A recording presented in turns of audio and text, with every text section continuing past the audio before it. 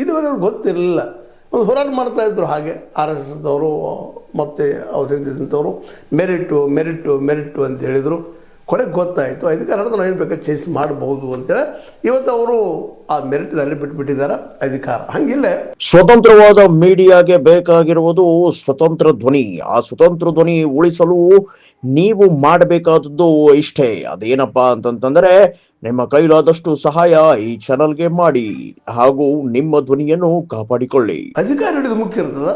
ಅದರಲ್ಲೂ ಗೋಕಾಕ್ ಮತ್ತು ಅರಬಾವಿ ಕ್ಷೇತ್ರದಂತೆ ಜಾರಕಿಹೊಳಿಯವರ ಒಂದು ಏನಪ್ಪ ಅಂದ್ರೆ ಸುಪರ್ದೆಲೆ ಇವತ್ತಾಗಿದ್ದು ಗಟ್ಟಿಮುಟ್ಟಾಗಿ ಉಳಿದ್ಬಿಟ್ಟಿದ್ದಾವೆ.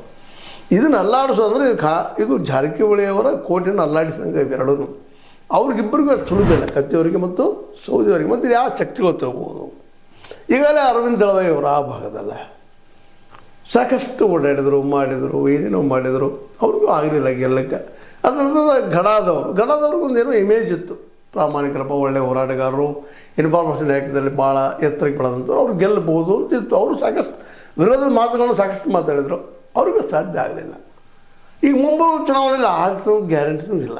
ಅರವಿಂದ ಆಯಿತು, ಅದೇ ಕಾಲ ನಮ್ಮ ಏನಪ್ಪ ಅಂತಂದ್ರೆ ಈ ಭೀಮ್ಸಿ ಗಡಾದವರಿಗೆ ಇವರಿಬ್ಬರು ಅಲ್ಲಿ ಪ್ರಬಲ ಸ್ಪರ್ಧಿಗಳು ಅನ್ನೋದು ಎರಡು ಮಾತಿಲ್ಲ. ಆದರೆ ಭಾಳಚಂದ್ರ ಜಾರಕಿಹೊಳಿ ಅವರು ಸೋಲಿಸುವಷ್ಟು ಪ್ರಬಲರ ಅನ್ನೋದಕ್ಕೆ ಇವತ್ತಿನ ತನಕ ಉತ್ತರ ಸಿಕ್ಕಿಲ್ಲ.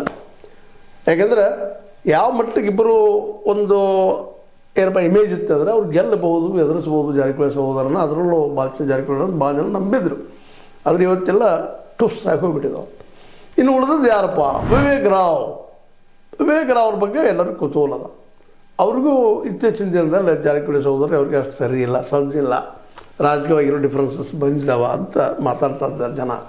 ಅದು ಎಷ್ಟು ಮಟ್ಟಿಗೆ ಸತ್ಯ ಸುಳ್ಳು ಅವ್ರಿಗೆ ಬಿಟ್ಟಿದ್ದು. ಬಟ್ ನಮಗೆ ಬಂದ ಮಾಹಿತಿಗಳ ಆಧಾರದ ನಾವು ಮಾತಾಡಬೇಕಾಗ್ತದೆ. ಆ ನೆಲೆಯಲ್ಲೇ ವಿವೇಕ್ ರಾವ್ ಪ್ರಬಲ ಸ್ಪರ್ಧೆ ಆಗಬಹುದು ಅಂತಂದರೂ ಸಹಿತ ಅಲ್ಲೂ ಸಹಿತ ಕುರುಬ ಜನಾಂಗನ ಬಿಟ್ಟು ಉಳಿದವರೆಲ್ಲ ಸಪೋರ್ಟ್ ಮಾಡ್ತಾರೆ ಅವ್ರಿಗೆ.